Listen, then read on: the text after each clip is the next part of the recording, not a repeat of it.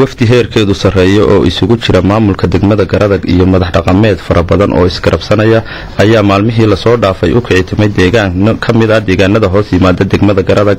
kaasoo ay laba beelood oo walaalo ah meelna wada dega ka dhex saarayeen xurguf iyo xanaf colaadeed taasoo maslax iyo mag loogu kala wareejiyay muxubo iyo in midigta la isqabsadana loogu bedelay waxaana madasha lagula kala wareegaya magta nin lagu dilay hadallo kalgacal muxubo iwaano isugu jira xambaarsan kasoo jeediyey jiif caaqilo مسؤولينتي مدشة كسبنا أو أي كم الأهايين شيف عاقل يوسف علي دارة شيف عاقل عبد الرشيد على علمي حسين أو نوح إسماعيل أو أها حبين كترسن قد إذا سرقة عدالة السوماليلان عاقل حرس ديرية عاقل عبد الجامع عاقل فارح ديرية ورسماء تليها بوليس كدقمة جردق يماير كدقمة جردق وحنا أجهرين مدشة كهدلي شيف عاقل يوسف علي دارة أو إسقوا أها شيف عاقل كجود إباشة مكتب قادن يسي وحنا شاعة كقاضي محبذة إيو إستعائل كم مقدل بذا بيلود إسقوا bogaadiyay isxilqaanka dhinacii uu magta kala wareegayay iyo walaalnimada ay muujiyeen taasina ay ka mid tahay dhaqankii soo jireenka ahaa ee Soomaalida sidoo kale waxa madasha ka hadlay jiif caaqilkii guud ee dhinaca bixinayay diyada jiif caaqil Cabdi Rashiid Ducaale cilmi isaga oo tilmaamay isla markaasna cabiray dareenkiisa markii hore iyo markan ay diyada bixinayaanba